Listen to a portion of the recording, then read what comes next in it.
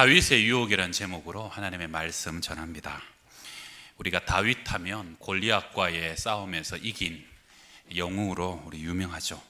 그는 17살의 소년으로서 3m가 넘는 백전노장 골리앗과의 싸움에서 물맷돌만 가지고 나갔는데도 철저히 하나님을 의지하는 믿음으로 골리앗을 쓰러뜨립니다. 그 당시만 해도 다윗은 아무것도 없었죠. 아버지와 형들에게도 무시를 당했던 소년이었지만 그는 하나님을 철저히 의지하는 믿음이 그를 아무도 이길 수 없었던 대적으로부터 그를 구원했는데, 그런데 그 후 30년이 지난 오늘 본문은요 50이 넘은 중년의 다윗입니다. 모든 힘과 권세의 정점에 선 어떠한 대적도 이 다윗을 이길 수 없는 그런 군사를 가진 다윗이었어요. 그런데 정작 그 다윗은 밧세바라는 여인 앞에서 무너졌고요, 그리고 한없이 처참해져서 그의 인생에 씻을 수 없는 오점을 남기게 됩니다. 최근 우리 사회는 버닝썬 사건 같은 것들이 계속 언론에 고발되면서 참 교회 안에서만 살아가는 우리들로서는 상상할 수도 없는 음란한 세태가 바로 이 세태구나 하는 것을 우리가 언론을 통해서 접하고 있습니다. 여러분, 음란의 영은 강합니다. 그 강력했던 다윗조차도 음란 앞에서는 무너져 내렸습니다. 힘 있는 사람, 돈 많은 사람, 권세 있는 사람, 그가 세상의 왕이라고 할지라도 처절하게 무너뜨리고 가야만 하는 이 음란의 영, 가난하다고 힘없다고 연약하다고 예외는 아니죠. 나이가 많다고 어리다고 전혀 예외가 아닙니다. 우리의 모든 지금 젊은이들과 자녀들까지 이 강력한 영적 전쟁 앞에서 포로되고 죄에 휘둘림 당하는 인생을 살아가고 있는 이 시대 속에서 우리가 어떻게 살아야 하고 어떻게 이 말씀 속에서 능력을 받아야 될지 깨닫는 시간 되길 바랍니다. 성경은 참 매력적인 책인 것이요, 세상의 군왕 이스라엘의 우상이었던 다윗이라고 성경은 미워하지 않아요. 그의 약점과 실패도 철저하게 고발합니다. 성경은 모든 인생은 죄 앞에서 연약하다는 것을 가감없이 전해줍니다. 그리고 또한 반대로 어떤 실패와 수렁에 빠졌다고 할지라도 하나님 앞에 다시 회개하고 나를 돌이킬 때요, 그에게는 다시 하나님이 소망을 주신다는 것을 우리에게 전하는 책입니다. 오늘 이 자리에 오신 성도님들, 하나님은 우리에게요 이 성을 아주 거룩한 선물로 주셨습니다. 그래서 우리는 성을 통해서 부부가 한 몸이 되고 그것을 통해서 사랑하는 자녀들을 생산하고요, 가정이 이루어지는 것입니다. 근데 사단은요 이 거룩한 성을 변질시키고 왜곡시키고 타락시켜 버립니다. 가장 저급한 쾌락의 도구로, 오히려 그것을 통해서 가정을 파괴하는 역사로 지금 이 땅 가운데 역사하고 있다는 겁니다. 우리는 깨어 기도해야 될 때인 것을 다시 한번 기억하시면서 죄의 속성 3가지를 중심으로 오늘 말씀을 상고합니다. 첫 번째는 죄의 의도성입니다. 죄는 사람의 의지 안에서만 역사할 수 있다 하는 죄의 의도성. 오늘 본문은요 다윗이 왕이 되고 난 이후에 약 20여 년이 지나고 난 때 일입니다. 다윗은 왕이 되기 전에도 3명의 아내를 취했고요, 왕이 되고 난 이후에는 5명의 아내를 더 취했습니다. 사실 그 당시에 고대 근동의 임금 왕으로서 그렇게 많은 아내를 취했던 것은 아니었지만, 그러나 그렇다고 다윗이 하나님의 법대로 순종하면서 아내를 취했던 것도 아니었습니다. 왜냐하면 하나님은 신명기 17장에서 이렇게 왕에게 명령했습니다. 그에게 아내를 많이 두어 그의 마음이 미혹되게 하지 말 것이며 자기를 위하여 은금을 많이 쌓지 말 것이니라. 다윗은 성군이었지만 아내를 취하는 문제, 결혼 관계에 있어서만큼은 하나님의 말씀의 가르침보다는 세상 사람들의 방식을 따라가는 삶을 그동안 살아가고 있었다는 겁니다. 그러니까 자신도 모르게요 이 성적인 것에 대해서는 하나님의 법대로 정확히 살아가지 못했다고, 온전하지 못했다는 겁니다. 그러다가 오늘 본문 안에서 워낙에 대형 사고가 터지게 되죠. 그런데 오늘 본문 안에도 가만히 보면 다윗이 하루아침에 어느 날 갑자기 무너진 게 아니에요. 충분한 죄의 전조 증세가 다윗 안에 있었다는 것이죠. 첫 번째는 다윗의 태만입니다. 오늘 본문의 사무엘하 11장 1절은 이렇게 시작하죠. 그 해가 돌아와 왕들이 출전할 때가 되매. 이스라엘은요, 근동지방은, 중동지방은 겨울이 우기기 때문에 겨울 우기 동안에는 서로 협의하여서 전쟁을 하지 않습니다. 그러다가 우기가 끝나고 4월쯤 봄이 시작되면요, 그때부터 다시 전쟁이 시작됩니다. 그때는 각 나라의 왕들이 가장 앞서서 진두지휘하며 국군을 건 전쟁을 다시 시작하게 된다는 겁니다. 그런데 오늘 다윗은 전쟁에 나가지 않았습니다. 다시 말해, 해야 할 일을 하지 않고 서야 할 자리에 서지 않았을 때 다윗의 죄는 거기서부터 시작되었습니다. 그리고 오침을 자죠. 더운 나라 사람들은 오침을 잡니다. 점심 먹고 조금 자는데 보통 1시간, 길어야 2시간을 자는데 오늘 본문에 보게 되면 다윗은 저녁에 일어납니다. 무슨 말입니까? 늘어지게 잠을 잤다는 거예요. 사실 몸이 안 좋아서 좀 길게 잘 수도 있다고 생각할 수도 있지만 오늘 본문의 전반적인 흐름은 그것을 말하는 것이 아닙니다. 다윗이 그 당시에 얼마나 자만하고 태만했는지를 성경은 가르쳐주고 있습니다. 다윗은 권력의 최고 정점에서 어느 순간 자신도 모르게 자만과 태만 가운데 사로잡혀 있었다는 것이에요. 그리고 그 다음에 다윗이 했던 일은 옥상에 올라가는 일이었습니다. 여러분, 과거에 몇십 년 전에 집안에, 지금이야 집안에 화장실이 있고 집안에 세면대, 샤워 시설이 있지만 그때는 샤워 시설이 제대로 없던 때 어디서 목욕하셨습니까? 보통 대문 안쪽에 마당에 운물이 있으면 운물가에서 하고 수도가 있으면 수도가에서 목욕을 하는 거죠. 그러니까 지금 3000년 전에 이 시대에도요, 비슷합니다. 낮 동안엔 덥고 계속 땀이 나니까 목욕을 물이 귀하니까 아꼈다가 그렇다고 또 너무 어두움에 목욕하기가 불편하잖아요. 그러니까 어둑어둑해지는 시점에 너나 없이 집에서 그때 몸을 씻는 거예요.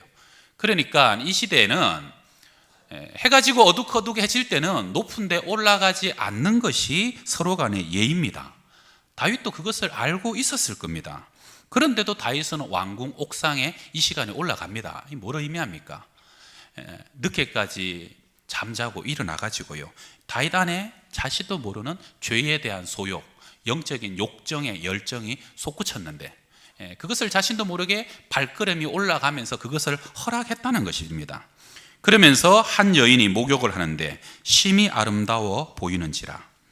다윗 안의 욕정은요, 목욕하는 바세바를 보게 하였고, 실제로 바세바가 얼마나 아름다웠는지는 모르겠지만 실상은 다윗이 보고 싶은 것을 봤고요, 그래서 그의 눈에는 아름다운 여인으로 비칠 수밖에 없었다는 것입니다.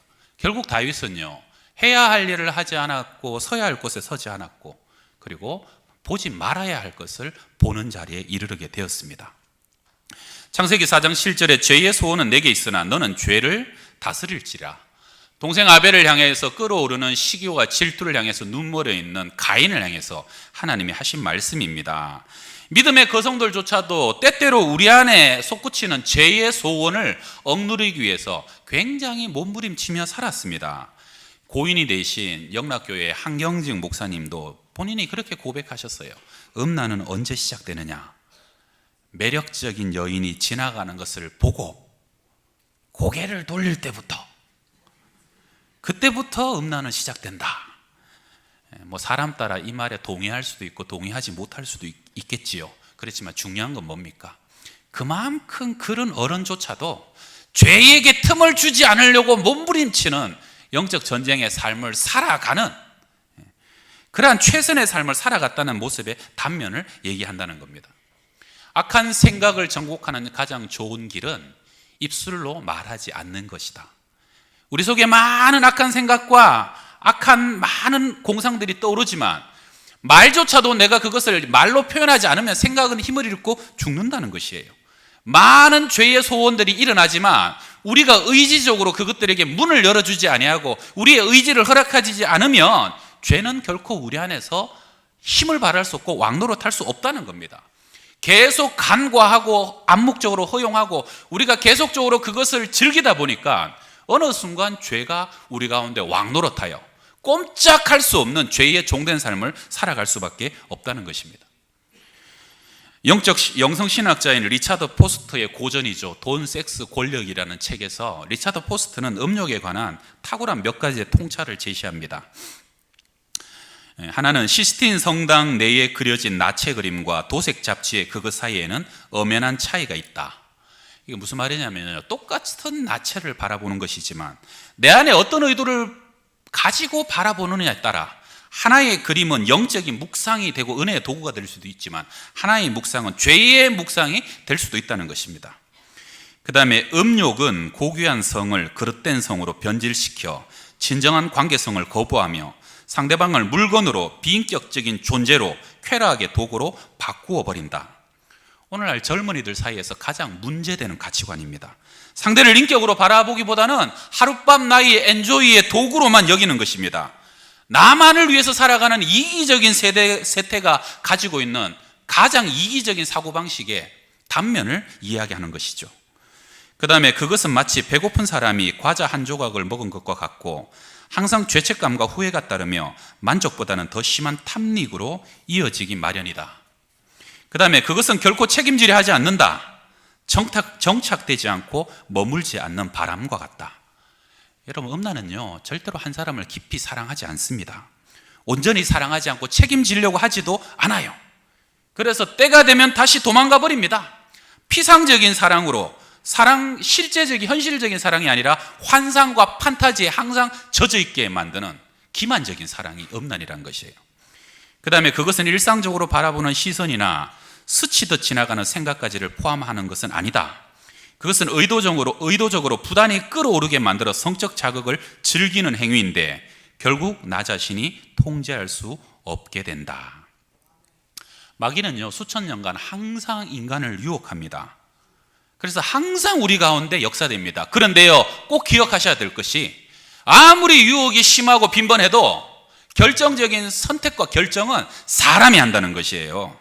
다시 말해서 죄는요 사람의 의도적인 선택을 통해서 내가 마음문을 열어주기 때문에 내 안에 들어와서 역사되기 시작하고 그것이 오래되고 반복되면 불가항력적으로 내가 저항할 수 없는 상태로 종노릇하게 된다는 것입니다. 사순절은 주님의 십자가의 공로로 허물과 죄로 죽었던 우리를 자유케 해주신 그러한 고난과 부활을 묵상하는 절기입니다. 성도 여러분, 참 죄짓기 쉬운 환경입니다. 손앞에 눈앞에 인터넷과 여러 매체들은 도처에 우리들을 유혹합니다. 그러나 꼭 기억하십시오. 내가 허락하지 않으면 나의 의지를 굳게 하나님 앞에서 갖고 있으면요 매일 매순간 매 분초마다 우리는 승리할 수 있다는 것입니다. 하나님 앞에서 의와 절제와 거룩함으로 날마다 살아갈 수 있기를 부탁드립니다. 두 번째는요, 한번 따라합시다. 죄의 경고성.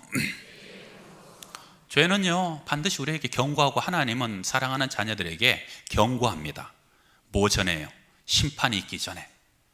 여러분, 우리는 삼손과 드릴라의 이야기를 잘 압니다. 가사의 기생 드릴라, 말이 기생이지 실제로는 창녀죠. 삼손에게 계속 당신의 힘의 근원이 어디서 나오는지 묻습니다. 삼손은 처음에는 거짓말을 하죠. 새 활줄 7으로 나를 결박하면 내가 힘을 쓸 수 없다. 어떻게 됩니까? 블레셋 사람의 방백들이 마르지 아니한 새 활줄 7을 여인에게로 가져오매 그가 그것으로 삼손을 결박하고 진짜로 결박을 해버렸어요. 삼손이 잠에서 일어나서는 그것을 끊어버리죠. 그 다음에도 이 여자가 포기를 하지 않습니다. 당신의 힘의 근원이 뭐냐고 계속 물어요. 새 밧줄로 나를 결박하면 힘을 쓰지 못한다. 내 머리털 7가닥을 배틀에 섞어서 짜서 나를 묶으면 힘을 못 쓴다. 그런데 그 여인이 드릴라가 그때마다 삼손을 그것으로 결박을 해놓습니다. 그것을 3번이나 반복하게 되는 거예요. 여러분, 그때쯤 되면 삼손은 뭘 깨달아야 됩니까? 장난 아니구나. 이 여자가 잘못하면 사람 잡겠구나. 그렇게 생각해야죠. 하나님은 한 번도 두 번도 아닌 3번씩이나 통해서 삼손의 연약함을 분명히 경고하셨던 것입니다. 그런데 삼손 속에는 뭐가 있는 거예요? 나는 못 끊을 것이 없다. 누가 나를 결박할 수 있겠느냐? 누가 내 힘을 뺏어갈 수 있겠느냐? 어쩌면 마귀의 모습으로 다가오는 그 드릴라를 귀엽게 보았을 수도 있었어요. 앙큼한 그 귀여운데 결국은 드릴라에게 자신의 머리카락의 비밀을 얘기해 주잖아요. 그리고 어떻게 됩니까? 드릴라가 삼손에게 자기 무릎을 베고 자게 하고 사람을 불러 그의 머리털 7가닥을 밀고 괴롭게 하여 본즉 그의 힘이 없어졌더라. 결국은 눈알이 뽑힙니다. 이스라엘의 사사로 민족을 이끌어가야 될 삼손이요, 오히려 소나 말이 끄는 연자맷돌을 돌리면서 동물과 같은 신세로 전락해버리게 됩니다. 왜요? 죄의 결과는 처절하거든요. 죄의 결과는 잔혹하거든요. 성도 여러분, 하나님은요 반드시 우리에게 경고합니다. 문제는 뭡니까? 그 경고를 들을 수 있는 귀가 있어야 됩니다. 그 경고를 가볍게 여기면 안 되고 우습게 여기면 안 됩니다. 나는 다르다고, 다른 사람은 다 넘어지고 쓰러질지라도 나는 그런 일이 일어나지 않을 것이라고 자만하면 안 된다는 것이에요. 여러분, 담배 흡연도 보십시오. 제가 인터넷을 찾아봤더니요, 흡연 경고가 이런 글귀가 있더라고요. 흡연으로 인한 조기 사망, 당신의 아이를 홀로 남겨두시겠습니까? 담배 가격이 이게 새겨져 있다는 거예요. 후두암에 걸릴 확률 14배 상승, 그래도 피우시겠습니까? 그리고요, 담배 가게 보니까 이 목에 구멍이 뚫려갖고 암으로 담배 피운 게 얼마나 처절한 것을 그려놨어요. 경고. 그런데도 하루에 담배를 한 갑, 2갑 피워댑니다. 그 마음에는 무슨 생각이 있어요? 다 죽어도 나는 안 죽는다. 나는 병에 안 걸린다. 나는 건강하다. 내 몸은 내가 한다. 자만심입니다. 한국 사람들 그렇게 강에 얼음 낚시 하지 말라고 들어가면 안 된다고 현수막을 대문짝하게 갖다 붙여놓는데도 기어이 들어갑니다. 왜요? 내가 밟는 얼음은 안 깨질 것이다. 그러다가 강 가운데까지 들어가서 와장창 자빠져 하면 얼음 빠지고 아이까지 같이 빠지고 아무도 못 건져주는 거예요. 음주운전 1년에 20만 건 이상이 적발된답니다. 나도 죽고 너도 죽는 살인행위인데도. 왜 그래요? 나는 술 먹어도 괜찮을 거다. 노아 시대에 120년 후에 대홍수가 난다고 노아는 그렇게 외쳤습니다. 회개하라고. 그러나 성경은 이렇게 기록합니다. 사람들이 다 노아를 조롱합니다. 미친 늙은이라고. 누가복음 17장, 노아가 방주에 들어가던 날까지 사람들이 먹고 마시고 장가들고 시집가더니 홍수가 나서 그들을 다 멸망시켰으며. 오늘 본문에서도요, 하나님은 다윗이 범죄하는 과정에서 여러 번 회개의 기회를 주시면서 경고하셨어요. 저 목욕하는 여자가 누구냐? 우리아의 아내 바세바입니다. 자기가 신임하는 부하 장수의 아내였어요. 여러분, 그러면 내 이웃의 아내를 탐내지 말라, 가장 큰 계명 10계명에 벌써 저촉되는 것이에요. 그러면 그것을 알고 난 뒤에는 멈췄어야 되는 겁니다. 기어이 사람을 보냅니다. 그리고 동침합니다. 덜컥 임신이 되어버리죠. 다윗이 전령을 보내어 그 여자를 자기에게로 데려오게 하고 그 여자가 부정함을 깨끗하게 하였으므로 더불어 동침하매. 여러분, 여기서 부정함을 깨끗하게 했다는 것은 여자의 월경이 끝났다는 것을 의미합니다. 일반적으로 가임기가 아닙니다. 다윗도 그것을 생각했는지 몰라요. 그런데 바세바가 임신을 하게 되고 임신 소식을 다윗에게 전하게 됩니다. 그럼 다윗은요, 그 임신 소식을 듣고 한 번의 동침 가운데 죄의 열매를 보고 그는 그때 회개했어야 됩니다. 그런데 다윗은 더 강팍해집니다. 전쟁에 나가 있는 우리아를 불러들이죠. 그리고 뭐라 그럽니까? 너 아내에게 들어가서 같이 잠을 자라. 자신이 임신시킨 아이인 것을 은폐시키려고 합니다. 음식까지 딸려보내요. 그런데 우리아가 뭐라고 대답합니까? 다윗에게 이르되 언약궤와 이스라엘과 유다가 야영 중에 있고 내 주 요압과 왕의 부하들이 바깥들에 진치고 있거늘 내가 어찌 내 집으로 가서 먹고 마시고 내 처와 같이 자리이까? 저는 그렇게 못합니다. 다윗이요, 그 다음날 다시 불러요. 그리고 그에게 술을 진탕 먹입니다. 술 먹고 정신이 해이해지면 저도 모르게 집에 가서 잠자게 될 것이라고 생각했죠. 그런데도 우리아는요, 부하들과 침상에서 잠을 잡니다. 참 아이러니하죠. 술 취한 우리아보다 정신 멀쩡한 다윗이 영적으로 더 허립니다. 술 취한 우리아가 더 경건합니다. 이쯤 되면 다윗은요, 마음의 찔림을 받았어야 됐어요. 정말로 충실한 부하구나, 충실한 장수구나, 그는 돌이켰어야 됩니다. 그런데 다윗은 기어이 우리아 손에 편지를 들러서 전장에 보냅니다. 그 편지가 무슨 내용입니까? 요압 장군, 우리아를 전쟁에 제일 앞에 보내서 싸우게 하고 그리고 군사들 다 철수시켜버려라. 결국 우리아는 우리아도 죽고 우리아와 함께했던 18명 병사들까지 같이 죽임을 당하는 살인죄를 저지르고 말았습니다. 하나님은요, 결국은 진노하시고 하나님의 심판이 시작됩니다. 바세바와 동침해서 낳은 아이는 결국은 죽게 되죠. 그리고 그것으로 끝납니까? 사무엘하 12장에 이러한 저주가 선포됩니다. 이제 네가 나를 업신여기고 햇사람 우리아의 아내를 빼앗아 내 아내로 삼았은즉 칼이 내 집에서 영원토록 떠나지 아니하리라 하셨고, 여호와께서 또 이와 같이 이르시기를, 보라, 내가 너와 내 집에 재앙을 일으키고 내가 내 눈앞에서 내 아내를 빼앗아 내 이웃들에게 주리니 그 사람들이 네 아내들과 더불어 백주에 동침하리라. 너는 은밀히 행하였으나 나는 온 이스라엘 앞에서 백주의 이 일을 행하리라 하셨나이다. 참 이 끔찍한 예언은요, 후에 다윗의 아들 압살롬이 다윗의 반역을 통해 가지고 그 다윗의 집안의 처참한 자녀들 간의 살육전이 이루어지고, 그리고 아들이 자신의 아내를 강간하는 희대의 비극으로 이 예언은 이루어지게 됩니다. 성도 여러분, 죄는요 반드시 고발됩니다. 이 땅 가운데 고발되지 않으면 하늘나라에서 고발됩니다. 그것은 더 비참한 일이 됩니다. 이는 우리가 다 반드시 그리스도의 심판대 앞에 나타나게 되어 각각 선악간에 그 몸으로 행한 것을 따라 받으려 함이라. 하나님을 만홀히 여기시면 안 됩니다. 사람이 무엇으로 심든지 심은 대로 거두게 하시는 것이 하나님의 공입니다. 우리는 눈을 열어야 되고요, 귀를 열어 죄의 심각함을 깨달아야 되고요, 사랑하는 자녀들을 마지막까지 죄로부터 돌이키게 하시고 회개키를 원하시는 하나님의 음성과 경고하심을 무시하지 말아야 됩니다. 혹시 오늘 여기 계신 분 중에도 오래 묵은 죄, 차마 끊지 못하고 방치한 죄, 설마 하고 가볍게 여긴 죄, 아무도 모르는 은밀한 죄가 있습니까? 이제는 주님 앞에 무릎 꿇고 이 사순절 예수의 보혈의 피로 여러분을 씻으시고요, 결단하시고 새 사람이 되시기를 주의 이름으로 꼭 부탁드립니다. 마지막 세 번째 따라합시다. 죄의 예방성.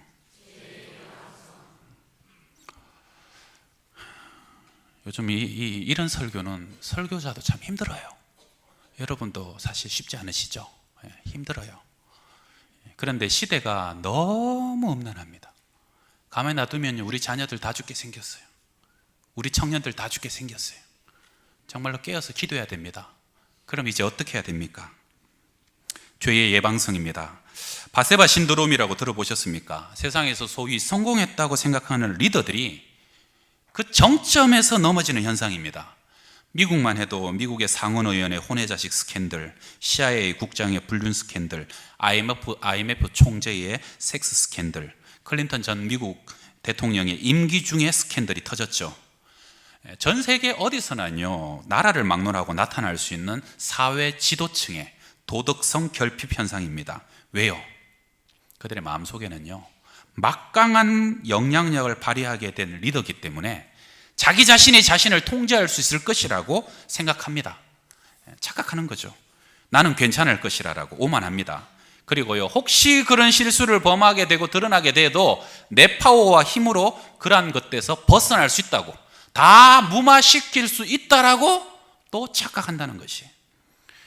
세상에는요, 성공하고 이 정도만 됐다고 생각하는 사람들, 참 아이러니하게도 그때가 딱 넘어지기 쉬운 때입니다.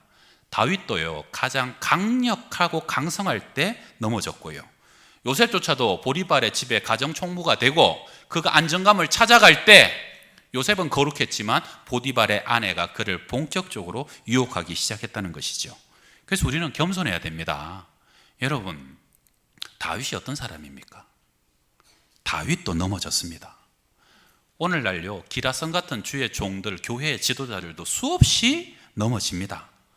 나는 절대로 상관없을 거라고 하는 오만함이 우리 자신을 넘어뜨리고야 마는 것입니다. 그럼 우리는 어떻게 해야 됩니까? 우리 함께 따라합시다. 거룩의 기준을 높입시다. 다시 한 번 더요. 거룩의 기준을 높입시다. 물은 100도에서 끓잖아요. 90도, 95도까지 온도가 올라와도 아직 괜찮을 것이다라고. 그런데 여러분, 분노가 이까지 치밀어 오르면요, 터지는 것은 시간 문제인 거예요. 잠언 6장에 사람이 불을 품에 품고서야 어찌 그의 옷이 타지 아니하겠으며 사람이 숯불을 밟고서야 어찌 그의 발이 되지 않겠느냐. 악한 어리석은 사람들은 불을 품에 품지만 옷이 타지 않을 정도로만 품고 있으면 되지 않겠느냐. 숯불을 밟자, 그러나 발이 되지 않을 정도로만 밟고 살자라고. 이게 죄가 되느냐 죄가 되지 않느냐는 선에서 언제까지 그런 고민으로 살 겁니까? 들키느냐 들키지 않느냐, 걸리느냐 걸리지 않느냐, 언제까지 그런 선에서 살아야 되냐는 것이에요. 여러분, 영성생활을 그렇게 하면 안 됩니다. 하나님이 기뻐하시느냐 기뻐하시지 않느냐, 하나님의 영광이 되느냐 하나님의 성령의 충만함이 되느냐 안 되느냐, 그것이 우리의 관심이 돼야 되지. 들키지 않는다고, 죄가 안 된다고, 이 정도까지는 괜찮다고, 그러한 기준을 갖고 사니까 언젠가는 다윗처럼 터지고 폭발하고 처절한 심판과 비극 가운데 떨어질 수밖에 없다는 것입니다. 동방의 의인 욥은 고백합니다. 내가 내 누군가 약속하였나니 어찌 처녀에게 주목하랴. 마귀에게 처음부터 틈을 주지 않겠다는 겁니다. 안목의 정욕이죠. 초창기부터 여러분, 눈으로 보는 것으로 범죄하는 것이에요. 다윗도 높은 왕궁에 올라가서 눈으로 봤을 때 범죄했고, 우리는요, 보지 말아야 할 것을 볼 때 쓰러지기 시작합니다. 내가 지금 무엇을 보고 있느냐, 그리고 내 눈이 무엇을 보기를 원하느냐, 날마다 그것을 점검해야 된다는 것이에요. 눈을 들어 영광의 주님을 보시기 바랍니다. 눈을 들어 거룩한 하나님의 나라를 보시기 바랍니다. 날마다 말씀을 사모하고 찬양을 사모하고 거룩한 서적을 가까이 두고요, 거룩한 성도들과의 영적인 은혜의 교제 가운데 나아가시고 예배의 자리, 기도의 자리, 은혜의 자리로 나를 채우실 수 있기를 바랍니다. 그래야 이기는 것이에요. 무엇으로 나를 채우느냐? 결국은 영적 전쟁은 비워야 될 것을 날마다 비우고 채워야 될 것을 날마다 채우고, 작더라도 더러운 것이 더 많이 채워지면 언젠간 터지는 것이에요. 여러분의 날마다 일상의 삶이 거룩함으로 채워가고 성숙하고 성장하고 하나님 기쁘시게 하는 삶이 되길 바랍니다. 여러분, 마지막으로 문제는 뭡니까? 어릴 적부터 외로움 속에서요, 너무 외롭게 자라고 온전한 사랑을 제대로 받아보지 못한 사람일수록 그 외로움을 달래기 위해서, 나의 빈 공간을 채우기 위해서 뭔가에 더 집착하게 되고 비정상적인 사랑으로 외로움 가운데 사람에게 매달리게 된다는 겁니다. 그러니까 결과적으로 보게 되면 참 정죄할 만한 일이 아니에요. 안타까운 일이고 불쌍한 일이고 어떻게 보면 더 가련한 인생입니다. 외로움으로 몸부림치는 사람들. 그래서 헨리 나우엔은 말하길, 개인의 영성의 핵심이 뭐냐 하면 그 외로움을 고독으로 바꾸는 것이라고 얘기했습니다. 뭐냐면요, 외로움도 에너지입니다. 그 에너지가 강한 사람일수록 그가 그 에너지로 하나님께 기도로, 그 에너지를 기도로 바꿀 수 있고 그 에너지를 예배로 바꿀 수 있으면요, 여러분, 외로움 많은 사람이요 훨씬 더 깊이 기도합니다. 외로움 많은 사람이 훨씬 뜨겁게 예배합니다. 수가성 여인 보세요. 그는 외로움을 달래기 위해서 남편을 바꾸고 5번 바꾸고 6번 바꾸나, 그러나 사람이 못 채워주는 것이에요. 예수님 만나고 영원히지 목마르지 않는 샘물을 내게 주리라. 성령 충만이 우리의 영원한 답입니다. 말씀과 은혜 가운데 예수 그리스도의 우리의 영적인 신랑만이 우리를 채워줄 수 있는 참된 거룩한 사랑인 것을 여러분 믿으시기 바랍니다.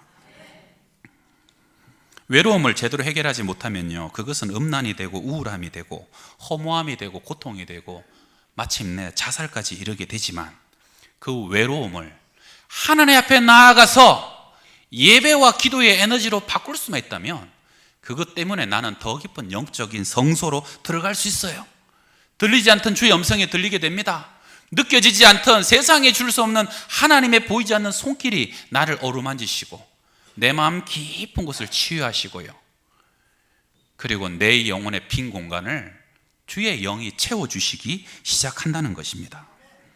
바세바 신도롬처럼 세상에서 아무리 성공해서 올라갈 만큼 올라가고 가지는 만큼 다 가진 사람도 정작 그 자리에 올라가보고 소유해보면 더 큰 허무함만이 기다리는 것이, 그것이 세상의 자리이고 세상의 권력이고 세상의 소유라는 것입니다.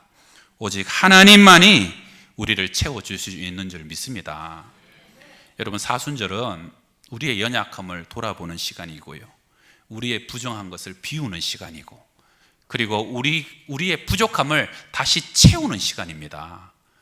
우리 지난주 한 주간은 하나님 아버지, 내가 그 하나님을 믿습니다 하는 신앙 고백, 전능하신 하나님, 천지를 창조하신 하나님, 나의 아버지 되신 하나님을 고백하고 우리가 말씀으로 새벽에 상고했고요, 이번 주부터는 예수 그리스도, 우리의 영원한 신랑 되시는 예수 그리스도를 하나하나 상고하면서 복음의 기틀 위에 우리의 믿음을 세워가는 시간입니다.